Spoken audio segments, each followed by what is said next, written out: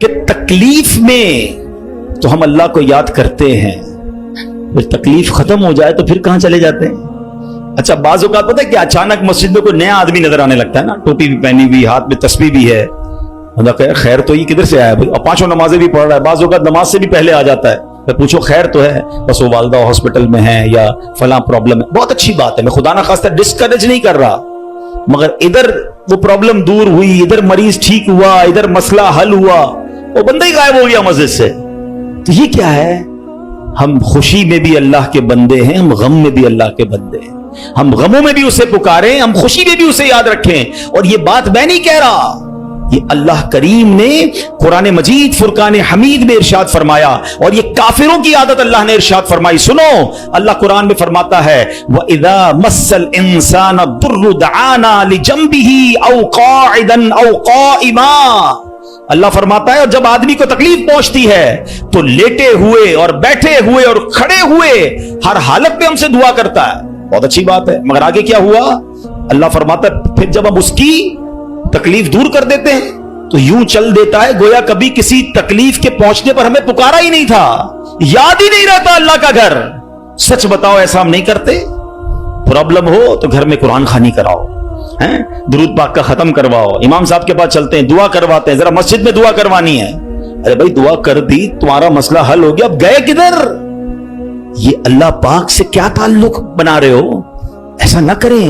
اچھا پھر دعا تو ہم سارے ہی مانگتے ہیں نا، اللہ کو تو ہم سارے ہی پکارتے ہیں، پکارنا کیسے ہے، اس کے طریقہ کیا ہے، اللہ سے دل سے کنیکٹیویٹی کیسے کرنی ہے، توجہ الی اللہ، سمجھ لے یہ آج میرا موضوع ہے، اللہ کی طرف توجہ کیسے کرنی ہے، اور پھر ہماری مشکلیں کیوں نہ آسان ہو جائیں۔ اے میرے پیارے اسلامی بھائیوں، ابتحال یہ بڑا مشکل لفظ ہے، مگر آج اس کی تعریف سمجھ لیجئے، بڑی کمال کی تعریف ہے کہ ایک اصطلاح ہے ابتحال، اس کے معنی ہے دعا میں گر گڑانا، ہاتھوں کو بلند کرنا، پوری توجہ سے اللہ پاک کی بارگاہ میں عرض کرنا، یہ ہمارے آقا علیہ الصلوۃ والسلام کی پیاری سنت ہے، اس لیے اللہ پاک کے حضور گر گڑا کر پوری توجہ کے ساتھ دعا مانگنے کی عادت بنائیں، ایسے دعا مانگیں گے تو انشاءاللہ برکتیں نصیب ہوں گی۔ قرآن پاک کی ایک سورت ہے سورہ انبیاء، اس مبارک سورت میں کئی انبیاء کرام کا تذکرہ ہے،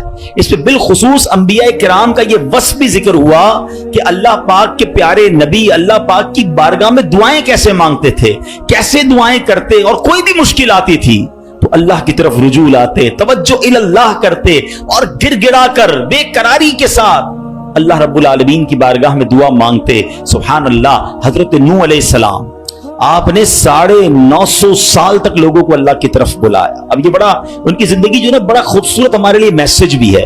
950 سال میں آپ کو پتہ کتنے لوگ ایمان لائے؟ کم و بیش 80 لوگ ایمان لائے۔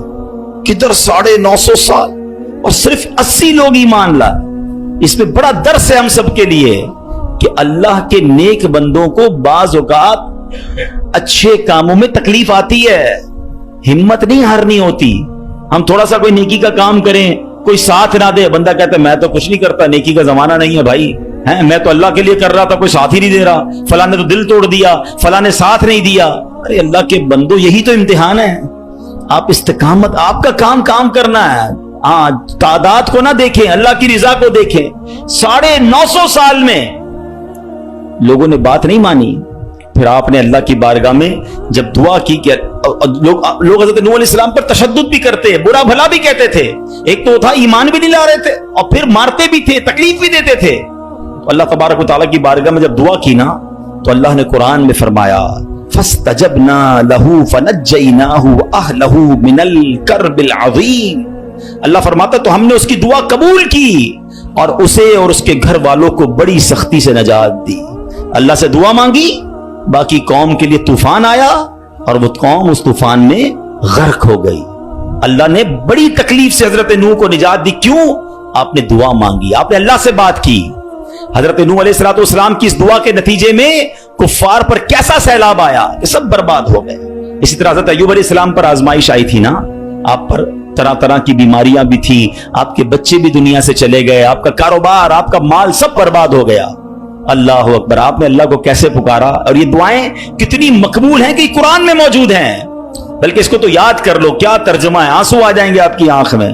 حضرت ایوب کہتے ہیں انی مسنی الضر وانت ارحم الراحمین، اس کا ترجمہ سنو کہ بے شک مجھے تکلیف پہنچی ہے اور تو سب رحم کرنے والوں سے بڑھ کر رحم کرنے والا ہے۔ اگر تکلیف پہنچے تو کیوں دنیا کو پکارنا ہے، کیوں دنیا والوں کے پاس جانا ہے؟ چلو نا اس کے دربار میں چلتے ہیں جس سے تکلیف دور کرنی ہے۔ حضرت ایوب علیہ السلام نے رب کو پکارا نا، انی مسنی الضر وانت ارحم الراحمین، یہ وہ دعا ہے جو قبول ہے، یہ وہ دعا ہے جس کے صدقے میں حضرت ایوب کو شفا بھی دی گئی اور ساری مال دولت اولاد واپس عطا کر دی گئی۔ اگر آپ بھی کسی پریشانی میں ہیں، آپ بیماری میں ہیں، آپ قرضے میں ہیں، آپ مصیبت میں ہیں، آؤ نہ رب سے حضرت ایوب کے انداز میں دعا مانگتے ہیں نا۔ اچھا یہ دعا اللہ نے ہمیں سکھانے کے لیے تو قرآن میں عطا فرما دی نا کہ میرے بندو میرے دربار میں مانگنا ہے تو یوں ہی مانگ لو جیسے میرے نبی نے مانگا ہے۔ اللہ اکبر۔ علماء کہتے ہیں یہ بڑی دلاسا دینے والی دعا ہے، یہ بڑی مشکلوں کو ٹالنے والی دعا ہے، یہ تکلیفوں میں کام آنے والی دعا ہے۔ ترجمہ تو دیکھو نا، یعنی اللہ کے سامنے اپنا مسئلہ پیش کر دیا آپ نے کہ بے شک مجھے تکلیف پہنچی ہے اور تو سب رحم کرنے والوں سے بڑھ کر رحم کرنے والا۔ اے اللہ بیمار ہوں، اے اللہ پریشان ہوں، اے اللہ قرضے میں ہوں، کہو نا رب سے مجھے تکلیف پہنچی ہے، مجھے ستاتے ہیں لوگ، مجھے تکلیف دیتے ہیں، مجھے پریشان کرتے ہیں لوگ، اور تو سب رحم کرنے والوں سے بڑھ کر رحم کرنے والا۔ اور جب آپ نے دعا کی تو دعا کیسے قبول ہوئی؟ یہ بات بھی رب نے قرآن میں ارشاد فرمائی سورہ انبیاء میں، فَاسْتَجَبْنَا لَهُ فَكَشَفْنَا مَا بِهِ مِن ضُرٍّ وَآتَيْنَاهُ أَهْلَهُ وَمِثْلَهُمْ مَعَهُمْ رَحْمَةً مِّنْ عِندِنَا وَذِكْرَىٰ لِلْعَابِدِينَ۔ اللہ قرآن میں فرماتا تو ہم نے اس کی دعا سن لی، تو ہم نے دور کر دی جو تکلیف اسے تھی، ہم نے اسے اس کے گھر والے اور ان کے ساتھ نہیں اور عطا کیے، اپنے پاس سے رحمت فرما کر اور بندگی والوں اس کے گھر والے اور ان کے ساتھ نہیں اور عطا کیے، اپنے پاس سے رحمت فرما کر اور بندگی والوں کے لیے نصیحت ہے۔ حضرت یونس پر کیسی آزمائش آئی تھی؟ کوئی سوچ سکتا ہے کہ مچھلی کے پیٹ میں ہمیں تھوڑی سی پرابلم آئے ہم بے قرار، بے چین، شکوے، شکایت؟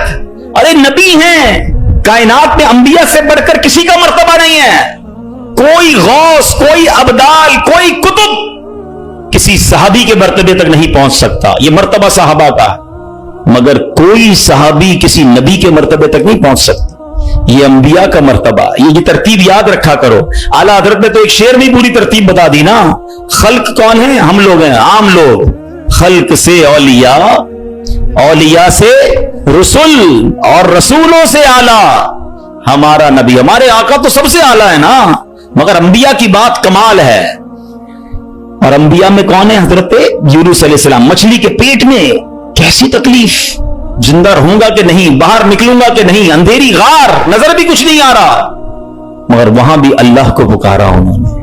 اللہ قرآن میں فرماتا ہے فَاسْتَجَبْنَا لَهُ وَنَجَّيْنَاهُ مِنَ الْغَمِّ وَكَذَلِكَ نُنْجِي الْمُؤْمِنِينَ۔ اللہ قرآن میں فرماتا ہے اور تو ہم نے اس کی پکار سن لی اور اسے غم سے نجات بخشی، اور ایسی ہی نجات دیں گے مسلمانوں کو۔ بلکہ بڑی پیاری دعا یاد کر لو آج۔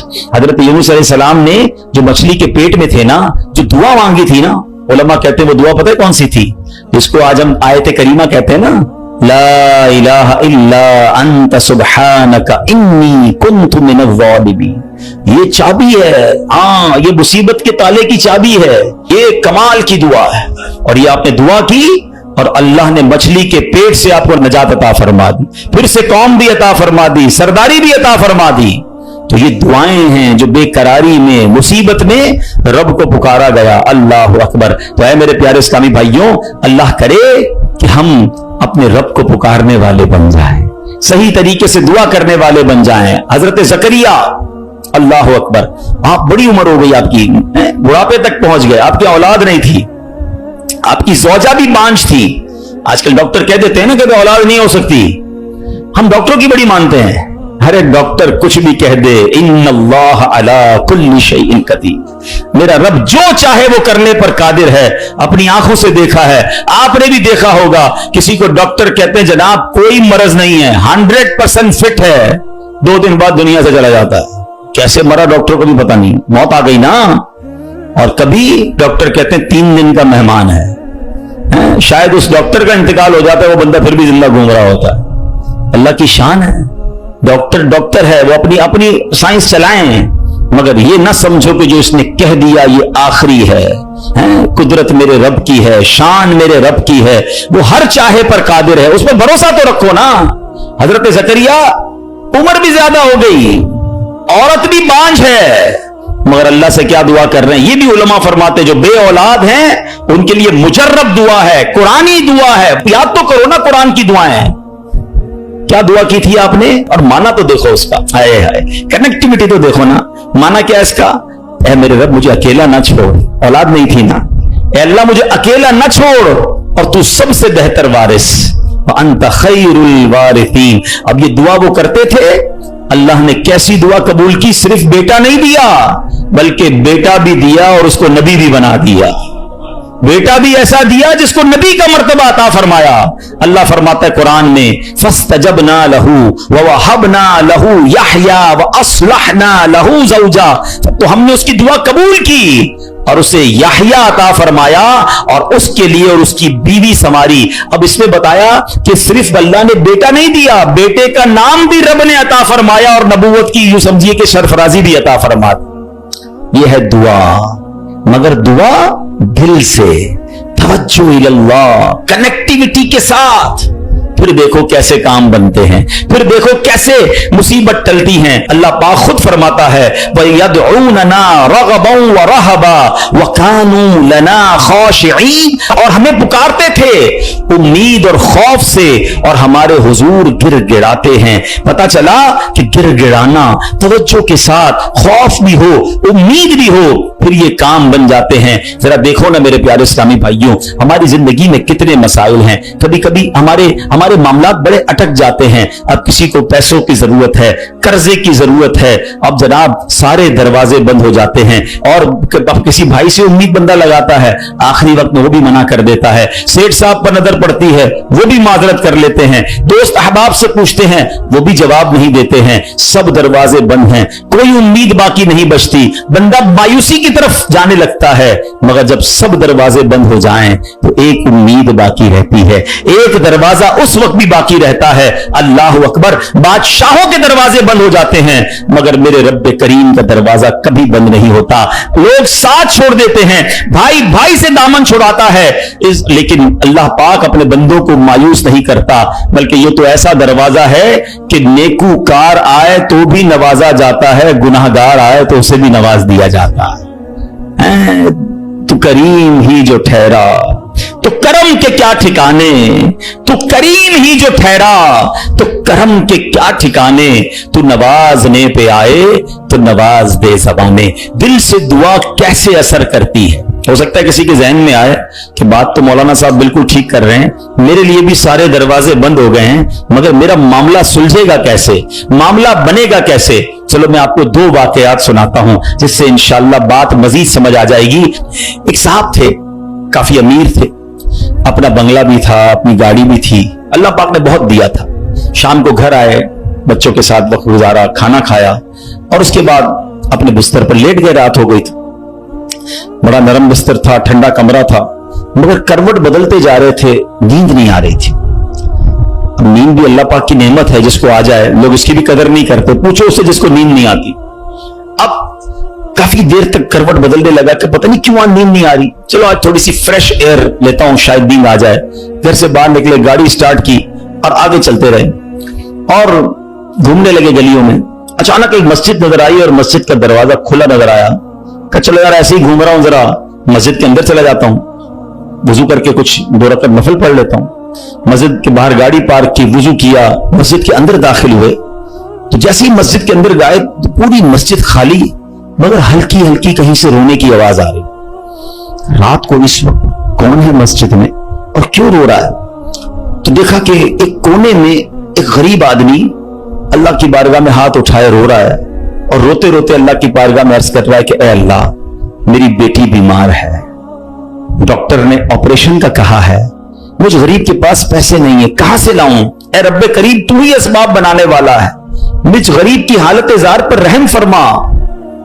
उस अमीर शख्स को समझ आ गया मुझे नींद क्यों नहीं आ रही थी, मुझे कहीं भेजा गया है, मैं ढूंढते ढूंढते इसी के लिए आया हूं। अल्लाह अकबर। वो गरीब के पास गया, जेब में जितनी रकम थी निकाल कर उसके पेश कर दी कि भाई ये ले लो और मेरा ये कार्ड भी रख लो, कभी भी जरूरत पड़े तो मुझसे बात कर